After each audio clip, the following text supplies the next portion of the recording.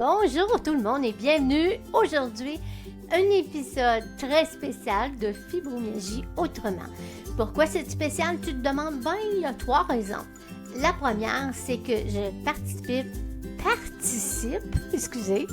au Podcaston de 2025. C'est la 3e édition. Moi, c'est ma première fois. Et ça, ce que c'est dans le fond, c'est des podcasteurs, podcasteuses qui se mettent ensemble pour mettre en avant une association caritative ou bénévole, peu importe le nom que vous voulez donner, un organisme à but non lucratif, et on veut parler de eux pour les faire connaître. Ça se passe à partir du 15 mars jusqu'au 21 mars. Donc, moi, c'est samedi, le 15 mars, aujourd'hui que tu m'écoutes, parce que c'est la 100e. Oui, je suis excitée. C'est la 100e épisode. Donc, je suis très contente de pouvoir dédier ça à l'association de mon choix, que je vous nomme dans comme ma 3e raison que je suis contente et heureuse de faire ça aujourd'hui. Et je le fais dans le cadre de le podcaston. Alors voilà, moi j'ai choisi l'association de la Fibromyalgie du Canada. Oui, vous allez comprendre pourquoi. Ça fait partie de ma vie. Donc, l'acronyme, c'est le AFC en français. C'est vraiment un organisme que j'ai découvert, ça fait plus d'1 an maintenant, qui est une organisation à but non lucratif. Et pourquoi que je veux parler de eux? Ben parce que je veux sensibiliser les gens qui écoutent.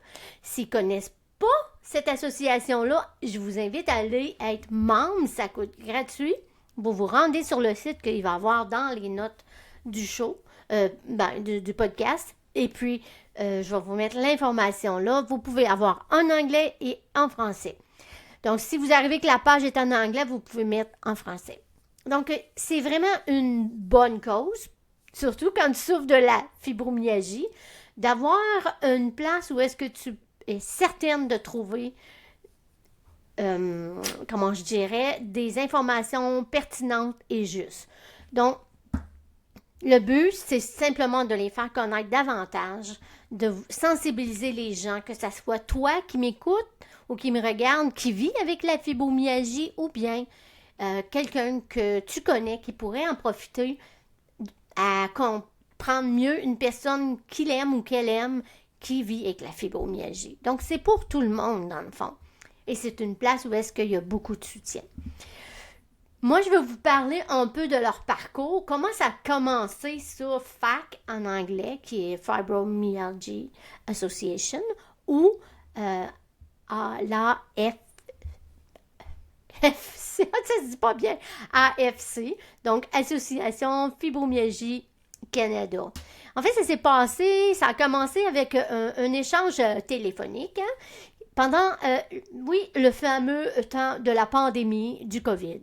Il y a eu une grosse prise de connaissance qui s'est comme explosée et c'est devenu évident pour les gens qui se parlaient au téléphone à ce moment-là qu'il y avait un gros manque au niveau national. Vraiment, au niveau national de l'information qu'il y avait en lien avec la fibromyalgie. Et ce que ça a fait, dans le fond, dans la vie de ces personnes-là, c'est que ça a fait que, OK, ben là, on va essayer de faire quelque chose ici pour unir tout ça, avoir une place. Donc, l'association de FAC, c'est vraiment ce que j'aime le plus, que j'apprécie, c'est que c'est une association qui est dédiée spécifiquement sur la fibromyalgie.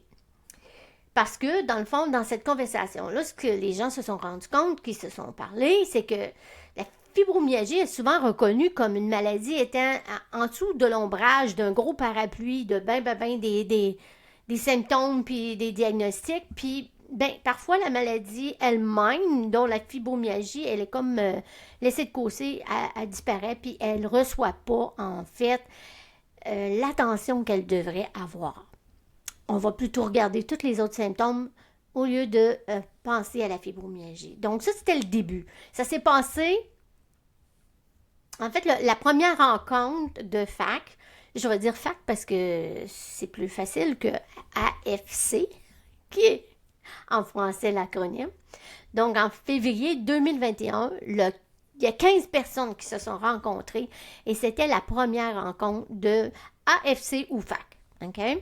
Une association qui fonctionne entièrement avec des bénévoles. Il n'y a personne qui est payé. Là. Personne. Donc, ils ont une belle déclaration de valeur que moi, je veux vous partager parce que je pense que ça part de là, la base, hein, nos valeurs. Donc, pour FAC, c'est de devenir une association qui est respectée par tous les Canadiens qui recherchent de l'information et qui sont atteints de fibromyalgie. Parce que oui, quand tu as la fibromyalgie, ça peut choquer des fois de voir des choses puis de dire, ben non, c'est pas vrai ça. Et c'est pas toujours facile de trouver l'information pertinente pour dire la vérité.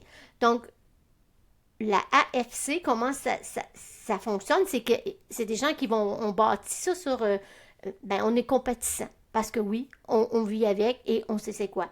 On est transparent, c'est dans l'éthique, c'est vraiment dans une façon respectueuse pour toutes les diversités.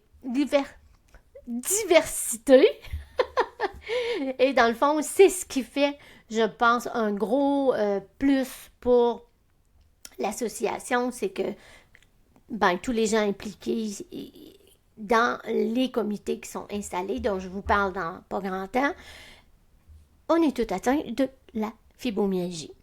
Donc, leur désir, c'est de développer vraiment, c'est dans leur mission, comme j'ai dit, c'est vraiment leur mission, pas leur mission, mais leur valeur, c'est de développer des collaborations, de partager les connaissances acquises ensemble, parce que, dans le fond, c'est comme ça qu'on peut devenir plus résilient et qu'on ne va pas abandonner les gens autour de nous, parce que, on le sait, vivre la fibromyalgie, c'est une chose.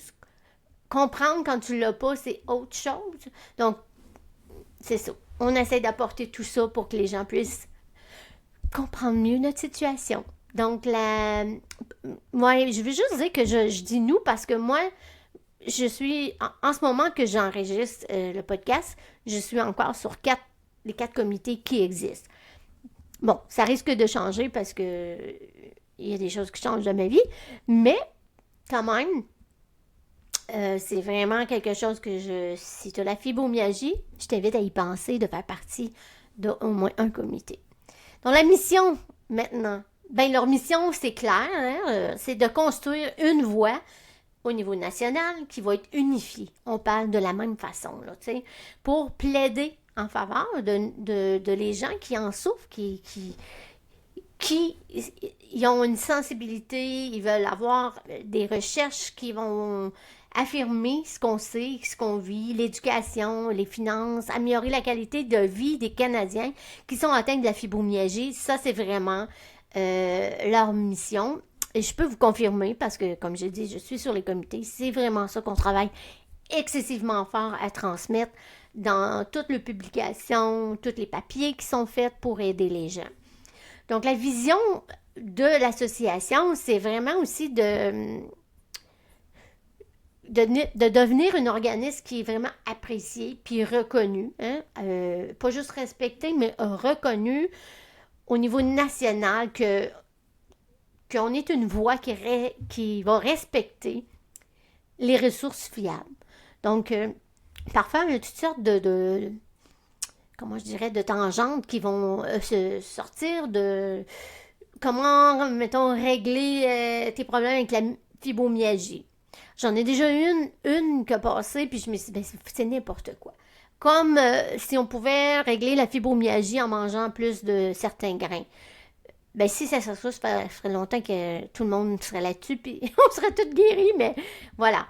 Des fausses représentations comme ça, nous, on essaie de démanteler ça dans les groupes si on prend le groupe de recherche, exemple, et on veut mettre de l'avant des ressources qui sont fiables, qu'il y a eu des études et que les gens qui ont la fibro ou qui l'ont pas peuvent aller chercher cette information-là crédible et être soulagé, là, de au moins trouver la vérité du mieux possible. Donc, c'est vraiment quelque chose de gros, c'est un gros mandat. Je trouve que c'est une très belle vision. Et honnêtement, ça fait plus de 3 ans, là, ils rentrent dans la 4e année. Je crois que c'est déjà impliqué beaucoup. C'est déjà quelque chose qu'on voit à cause de tout ce qui... le travail ardu, je vais le dire comme ça, que les comités font. Donc, l'AFC, c'est vraiment une organisation, comme j'ai dit en tout début, qui est une communauté de bénévoles. Okay? Bénévoles, mais pour moi, ce qui fait une grosse différence, c'est que toutes les personnes sont atteintes de fibromyalgie. Donc, c'est pour les... Il y a aussi beaucoup de gens qui vont participer, mais eux sont des soignants pour leur famille. Donc, c'est aussi important, sinon plus, que ces gens-là soient au courant de comment vivre avec la réalité d'avoir la fibromyalgie. Alors, c'est vraiment quelque chose qui fait que c'est une sensibilisation au niveau de ton entourage et les gens qui vivent avec la. Parce que, tu sais, au début, je me souviens, moi, si je parle de moi, là, rapidement, quand j'ai eu mon premier diagnostic, j'avais aucune idée c'était quoi la fibromyalgie. Je connaissais juste mes douleurs. Et puis, je savais même pas de tout ça venait, tout ça. Donc, avoir connu cette association-là il y a plusieurs années, mais ça n'existait pas, mais mettons que ça aurait changé ma vie.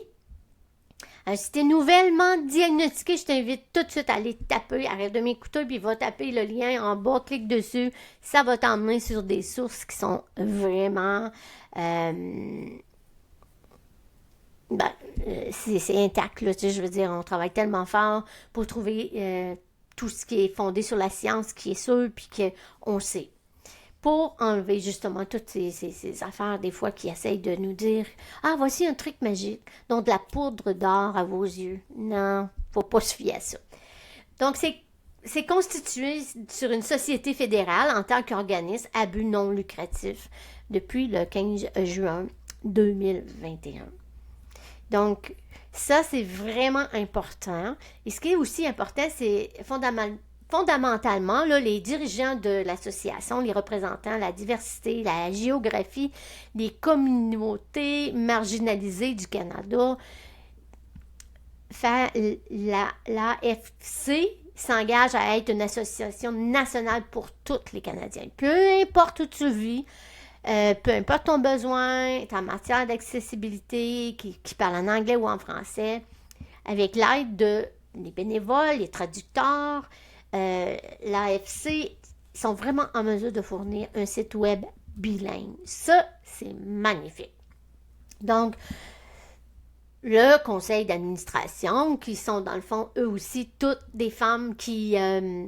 pas que les hommes ne sont pas le bienvenu. Il y a déjà eu dans le passé un homme, mais maintenant, c'est que des femmes en ce moment que j'enregistre. C'est vraiment un conseil d'administration aussi c'est des femmes qui vivent encore aujourd'hui avec la fibromyalgie.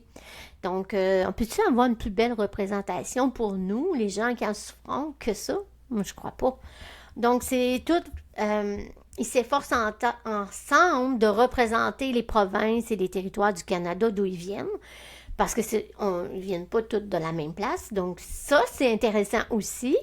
Et seulement les personnes atteintes de fibromyalgie sont éligibles pour siéger au conseil d'administration.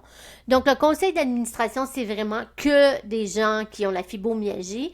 Et dans le fond, les comités, c'est là que ça peut être aussi des gens qui sont des aidants à des personnes qui ont la fibro ou un mari ou peu importe, qui veut apprendre plus. C'est possible d'être sur les conseils.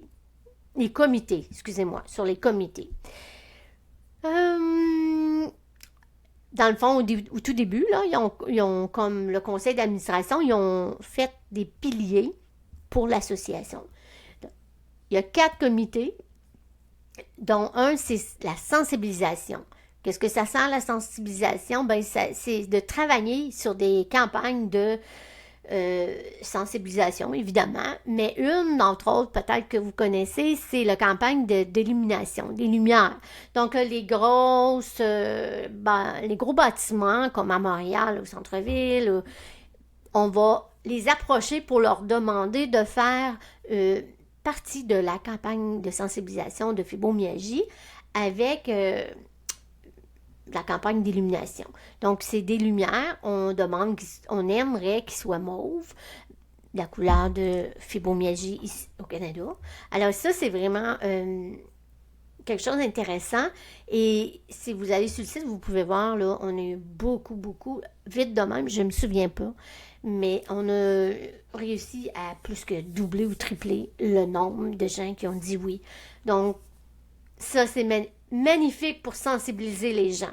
Hein? Ça pose des questions. Fait, on travaille à la sensibilisation. Ça, c'est une façon. Mais on a toutes sortes d'idées qu'on met en branle, des projets pour sensibiliser davantage les gens qui ne savent pas qu'on est là. Et qu'est-ce que c'est, la fibromyalgie?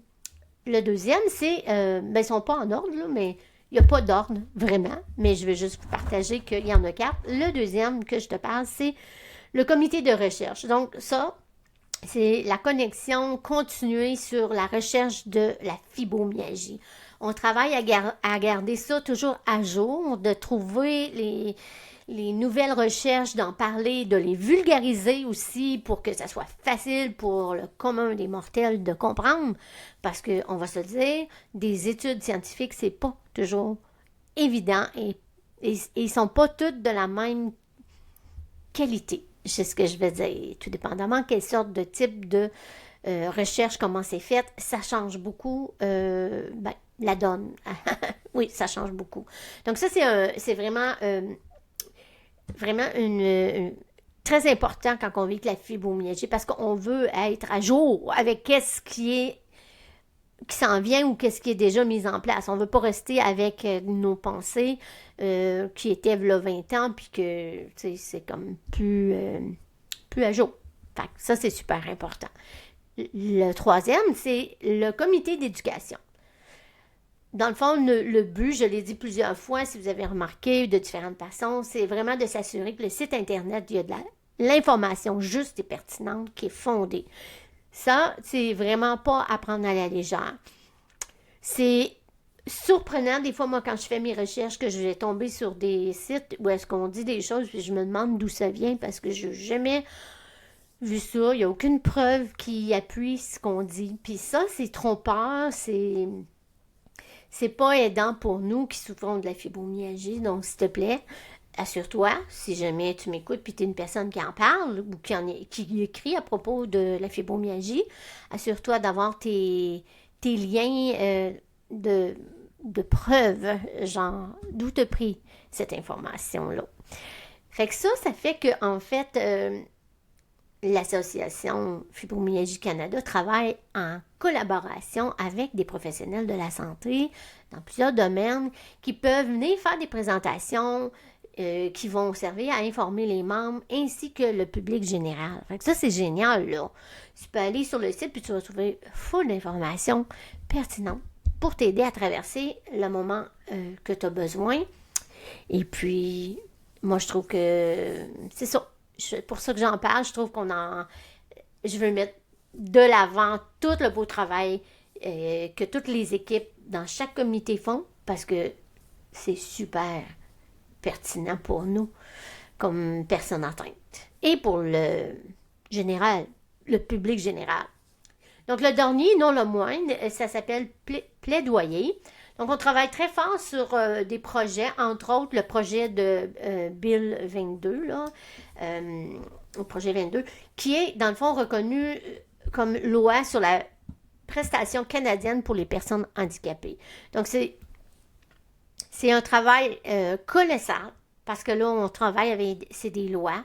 Donc, FAC est vraiment avec les gens, soit un avocat où ils parlent, ils vont donner leur point de vue, on va écrire à des députés, des gens qui peuvent faire bouger des choses pour s'assurer que cette loi-là soit intègre à les besoins de la réalité des gens qui vivent avec cet handicap-là. Parce que parfois, c'est pas nécessairement juste. Alors moi, j'ai fait le tour vitement. Et puis, je veux juste te dire que si tu souffres de la fibromyalgie, c'est à découvrir et passe le mot, partage cette information-là ou partage le site. Et puis, abonne-toi comme membre, c'est gratuit. Tu vas avoir le droit à plein de choses. Il y a des webinaires qui se font sur leur YouTube en direct. Il y a plein de choses qui se passent. On a fait des belles soirées dans le temps des fêtes pour faire du social avec les gens. Parce que oui, il y a beaucoup de gens qui vivent la fibromyalgie qui étaient tout seuls dans le temps des fêtes. Et on a eu vraiment des résultats incroyables, des gens qui étaient reconnaissants. Et je pense que il y a encore que des belles choses qui vont venir de tout le travail que chaque comité fait ainsi que le conseil.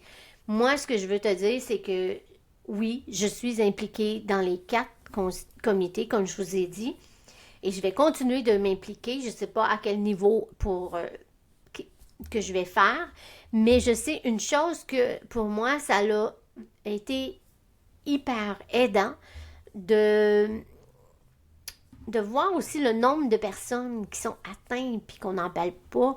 Et l'Association Fibromyalgie Canada, c'est autant pour les femmes que les hommes et même les adolescents, là, parce que oui, on le sait, là, les dernières recherches démontrent clairement qu'il y a de plus en plus d'adolescents qui sont maintenant aussi diagnostiqués.